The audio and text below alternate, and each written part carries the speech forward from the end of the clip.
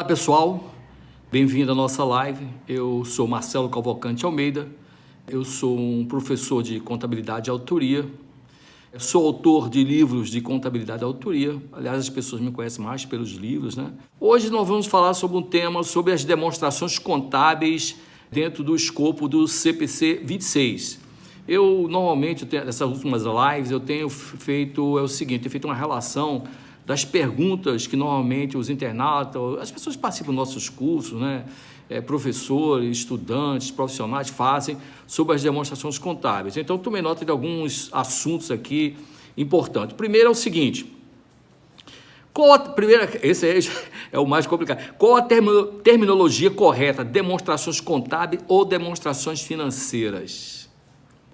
Eu me lembro que o saudoso professor Hilário Franco, né, escreveu há muitos anos atrás um artigo, mais de 10 folhas, falando sobre demonstrações contábeis e demonstrações financeiras. A terminologia demonstrações financeiras, ela foi incluída na Lei 6.404/76, que foi emitida em 1976 e entrou em vigor em 1978. O pessoal diz que isso foi escrito a parte contábil por um gerente de uma Big Four, né?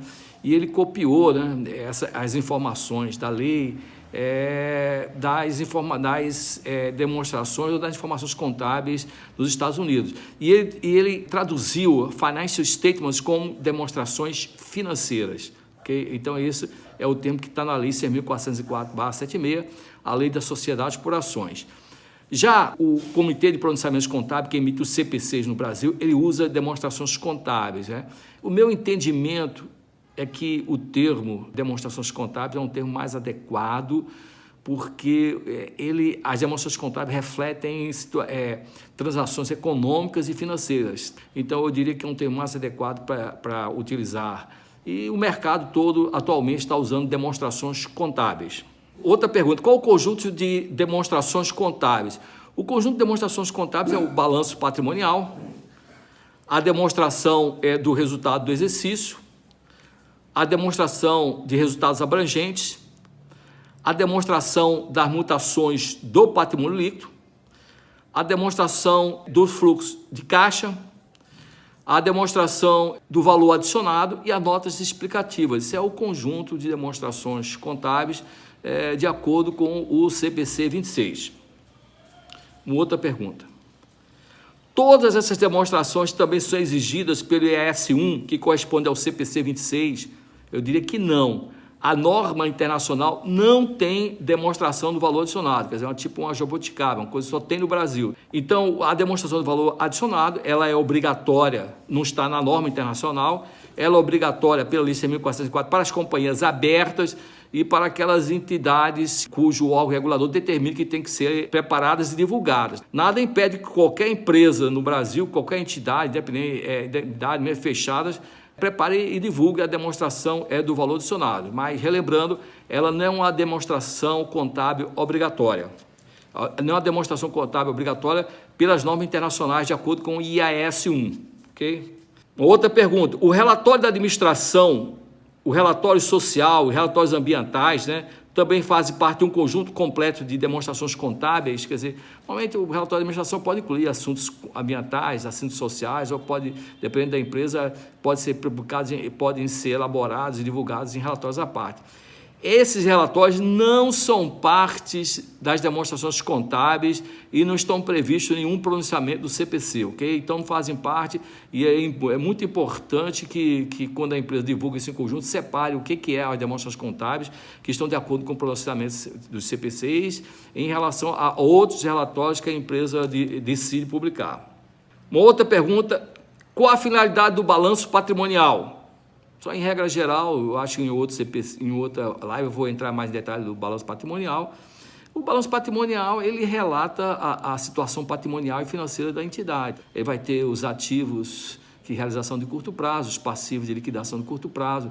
Evidentemente, isso dá um entendimento para o leitor, né, da liquidez da empresa, né, a capacidade da empresa de liquidar suas dívidas a curto prazo. Ele vai dar a informação sobre o recurso dos sócios que foram investidos em negócios, representado pelo patrimônio líquido. vai dar informações sobre o grau de imobilização da empresa nos ativos não circulantes, imobilizado, quanto a empresa investiu no imobilizado, intangível, em investimentos em coligadas, em controladas, em conjuntos e em coligadas. Então, é uma informação, é um relatório extremamente importante e ele vai dar aquela posição naquela determinada data, ou seja, em 31 de dezembro daquele ano você tem essa informação, naquela data que tem essa informação. Qual a finalidade da demonstração do resultado? A finalidade da demonstração do resultado é relatar o desempenho da companhia. Quanto a companhia ganhou, quanto a companhia perdeu em determinado período.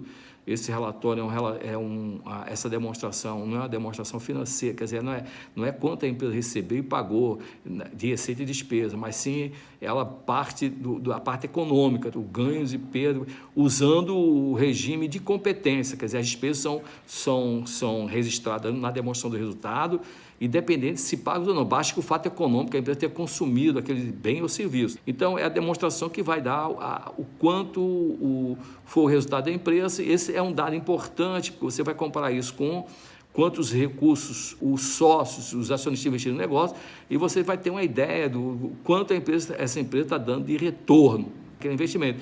Evidentemente que uma empresa, por exemplo, que ela investiu 1 milhão, vamos imaginar um número menor para ficar, ela investiu 1.000 e deu um retorno de 100, ela teve um retorno e teve um lucro de 100, ela tem um retorno de 10%. Se ela investiu 1.000 e tem só 10, quer dizer, tem retorno de 1% no ano, quer dizer, que coisa muito pouca. Então, a demonstração do resultado vai dar essa sensibilidade ao leitor das demonstrações contábeis, o retorno que está dando as operações da empresa para os acionistas. Outra pergunta, qual a finalidade da demonstração das mutações do patrimônio líquido?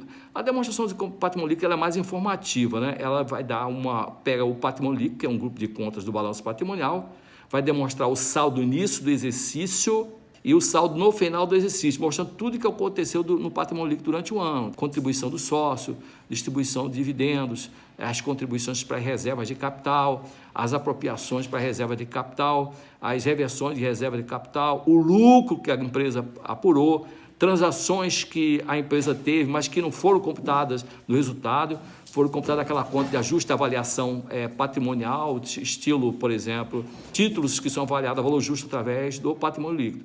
Então, ela vai dar uma ideia para o leitor, uma visualização para o leitor do que ocorreu ao longo do período do exercício nas contas do patrimônio líquido, as contas do sócio.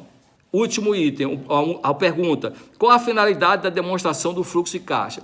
A demonstração do fluxo de caixa, ela demonstra os fluxos de caixa, recebimentos e pagamentos das atividades da empresa. Essas atividades são divididas em atividades operacionais, atividades de investimentos e atividades de financiamentos. Atividades operacionais, por exemplo, recebimento de clientes, pagamentos a fornecedores, atividade de investimentos, compras de imobilizado, vendas de investimentos. Atividade de financiamento poderia ser, por exemplo, novos empréstimos que a empresa captou, recursos que a empresa obteve junto ao sócio, distribuição de dividendos e etc.